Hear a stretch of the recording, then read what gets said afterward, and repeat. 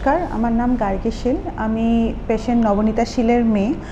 আমার মায়ের এখানে ডক্টর সৌম্য চক্রবর্তীর আন্ডারে দুটো নি রিপ্লেসমেন্ট হয়েছিল ফেব্রুয়ারি মাসের 8 অ্যান্ড 10 তারিখে। তো তার আগে অ্যাকচুয়ালি আমাদের যেটা নি রিপ্লেসমেন্ট হওয়ার কথা ছিল সেটা জানুয়ারি মাসে হওয়ার কথা ছিল, কিন্তু জানুয়ারি মাসে আমার মায়ের কোভিড পজিটিভ হওয়ার জন্য সেটা হয়নি। তো তখন ডক্টরই উনি আশ্বস্ত করেন যে ঠিক আছে, তুমি তোমার হয়ে যাওয়ার পরে 14 দিনের মাথায় এসে তুমি অপারেশন করাতে পারো।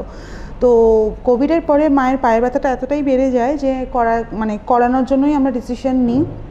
তো উনি অপারেশন করেন। অপারেশন তো ভালো হয়েছিল, কিন্তু কোভিড রিলেটেড বিষয়ের জন্য হয়তো এখনও এটা কোভিডের কথাই বলছেন অ্যাকচুয়ালি ডক্টররা। তো মায়ের অক্সিজেন স্যাচুরেশনটা অনেকটা পড়ে যাচ্ছিলো, 65-70 এরকম ছিল।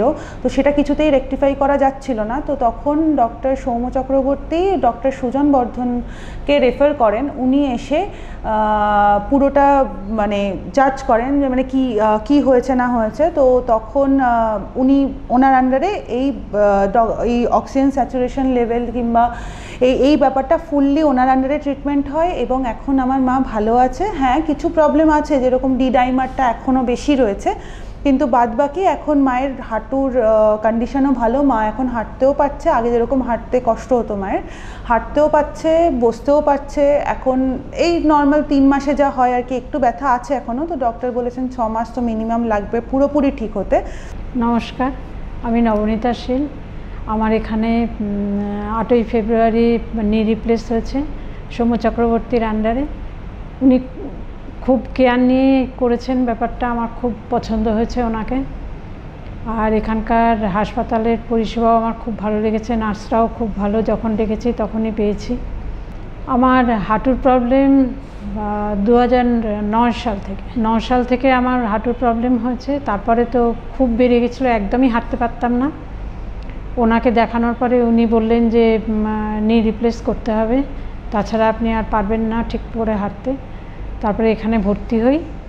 এখানে ভর্তি হওয়ার পরে অপারেশন হয়। অপারেশনটা আমার ভালোই হয়েছে, এখন আমি হাঁটতেও পারি, আর কোনো আমার অসুবিধা হয় না। হাঁটতেও বসতেও যেরকম যা আমার কোনোটাতেই কোনো অসুবিধা হয়নি, এখন আমি ভালো আছি। নমস্কার, আমি doctor Soumya Chakraborty, senior consultant orthopaedic surgeon Tagore hospital থেকে বলছি। আজকে আমি বলতে যাচ্ছি একজন ভদ্রমহিলাকে নিয়ে, যার অপারেশনের প্ল্যান ছিল কোভিড 3rd ওয়েভের ঠিক আগে। কিন্তু আমাদের এখানে যখন কোভিড 3rd ওয়েভ আসলো, সেই সময় ওনার অপারেশনের ডেট দেওয়া ছিল, কিন্তু উনি কোভিড আক্রান্ত হয়েছিলেন এবং কোভিড থেকে রিকভারির সপ্তাহ 2-3 বাদে আমরা ওনাকে অপারেশনের জন্য প্ল্যান করি। ওনার অপারেশনের প্ল্যান ছিল দুটো হাঁটু রিপ্লেসমেন্ট বা বাইল্যাটারাল টোটাল নি রিপ্লেসমেন্টের জন্য, এবং আমরা সেই অপারেশন খুব সুন্দরভাবে আমরা করতে সক্ষম হয়েছিলাম। কিন্তু ওনার অপারেশনের পরে সামান্য কমপ্লিকেশন এসেছিল, যেহেতু ওনার কোভিডে লাং একটুখানি অ্যাফেক্টেড ছিল, একটু সমস্যা ছিল, সেই জন্য ওনার কিছু অক্সিজেন রিকোয়ারমেন্ট কিছুদিন হয়েছিল। এবং সেই সময় আমাদের কনসালটেন্ট পালমোলজিস্ট ডক্টর সুজন বর্ধনও ওনাকে দেখেছিলেন। তো সেইভাবে আমরা 5-7 দিন অক্সিজেন দেওয়ার পরে আস্তে আস্তে উনি ইমপ্রুভ করেন এবং আমরা ওনাকে বাড়িতে পাঠাতে আমরা সক্ষম হই। এবং সেই পেশেন্ট আজকে যখন আমাদের কাছে 2-2.5 মাস বাদে আমাদের কাছে এসেছেন, উনি সুন্দর হাঁটাচলা করছেন, ওনার কোনো সমস্যা নেই এবং উনি ভীষণ ভীষণ খুশি। আজকে উনি আমাদের কাছে বলছেন যে ডাক্তারবাবু, অপারেশন খুব সুন্দর হয়েছে এবং আমি আমার আগের জীবনে ফিরে যেতে সক্ষম হয়েছে।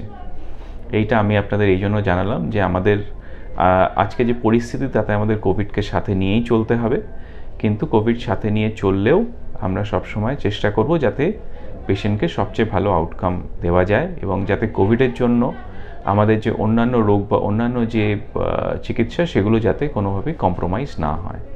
এইটুকু আমি আপনাদের সামনে বলে আজকে শেষ করছি। Thank you.